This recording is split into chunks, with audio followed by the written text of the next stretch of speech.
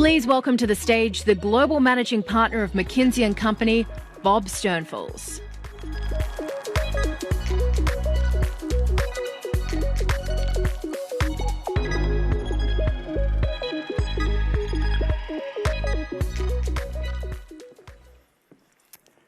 Hi, everybody. It's great to be here, and I can say that so far my experience with the event is even topped last year, which I thought was fabulous. I want to talk about the fact that after 4 decades of increasing connectedness, we're facing the greatest challenge to globalization that our generation of leaders have ever seen. And the argument that I'm going to make is, instead of bowing to decoupling, could we instead reimagine globalization to try and drive sustainable, inclusive growth? So let me make the case, and I'm going to start with sharing some research that we just completed, which shows that the world is more connected than ever before. I think we all know that exports as a percent of GDP have doubled since 1990. But what you may not know is that the growth in trade on intangibles, so this is data and IP, has grown twice as fast as goods. And cross-border talent flows are at an all-time high. So we're actually more connected than ever before. This connectedness has also driven enormous progress over the last 40 years. Since 1992, the proportion of the global population enrolled in secondary level education is up 50%. The proportion living above the poverty line is up over 70%. And most interestingly, the contribution that low and middle income economies make to global growth has grown from about 16% to now be a majority of global GDP growth at 58%.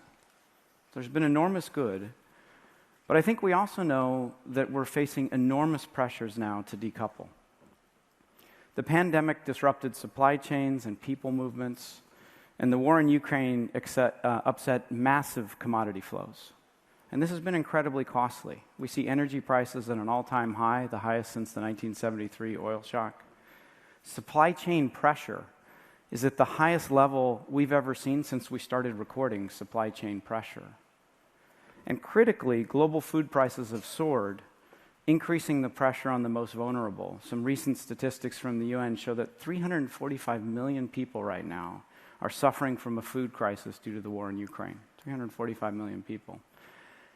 And so in response to all this, we see some words that really focus on breaking apart. You hear security, independence, onshoring, friendshoring, localization, even mercantilism. These are the words that are dominating debates today. But I'd argue that deglobalization is not the answer for us. And why? Okay, so this is a classic McKinsey chart. It's pretty complicated. But the first thing it says is we are far more interconnected than we all think. And what you see on this is every major region of the world, every major key category of trade. And the darker you go on this page, the more interconnected we are. And the short version of that is no region and no country is an island today. No region, no country is an island. We're all hyper interconnected. The second aspect is the cost of thinking about unconnecting is far more than we've estimated to date.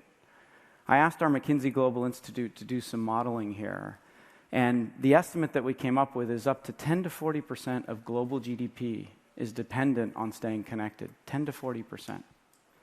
Additionally, as we think about the world's most complicated problems, we don't have a hope of solving these independently. Take the gamut from climate, health, security, innovation. These are problems that actually require collaboration, not separation. And finally, solving the world's supply-demand mismatch with talent can't be solved individually. If we look out to 2050 and we take Europe and China alone, Europe and China will lose 120 million workers from the workforce by 2050. The only places that can make that up or have a hope of making it up are India and Africa. That requires collaboration. We're not going to solve these things alone. So how do we do it?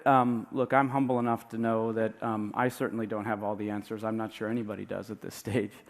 But I'll offer maybe 5 ideas that might be part of the answer. 5 ideas that might be part of the answer. The first is I wonder if we could start talking about diversification of trade rather than reduction or isolation of trade. And when you start to think about places like Singapore here, but also Egypt, Poland, Vietnam, Mexico, Brazil, even Kazakhstan?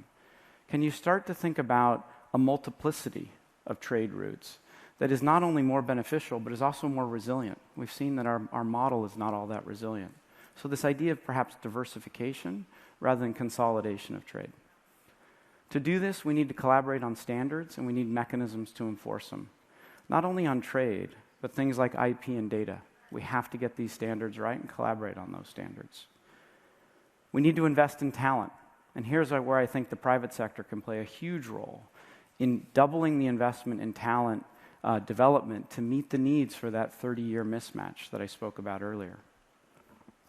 Increasing capital flows are going to be absolutely critical to make sure that emerging economies participate equally in the growth that this can drive, but also that we can fund things that are going to require collaboration, like voluntary carbon markets. We need more capital flow to make this work.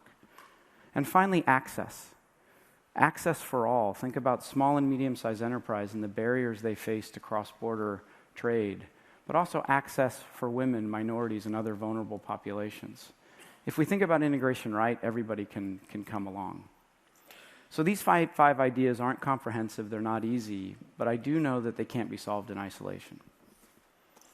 So then the question comes is working together worth it?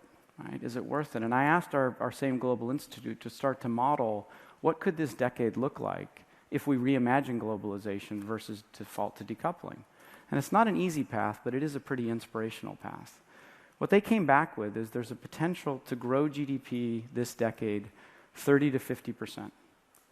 There's a potential, if we all focus on training, to actually reskill and upskill 100 million workers to solve this talent problem. We can add 45 billion years of life to those alive today on the planet by more access to healthcare through technologies that exist today. And with current climate technologies, we can take out 74 gigatons of carbon this decade. I think we need to start focusing on what can we do this decade. And when you look at this in total, it's enormous potential. But I'm absolutely convinced none of this occurs by dealing with it individually. And so I think we face a choice as we go forward in these turbulent times. I think we can retreat, start using words like localization, decoupling. But the consequences could be quite severe, probably more severe than we've ever thought. The alternative is that we can be courageous and try and reimagine globalization, recognizing its faults, but also recognizing its strengths. And I'd argue at least this is the time for courage, and we should not be thinking about retreat, but we should be thinking about reimagine. Thank you.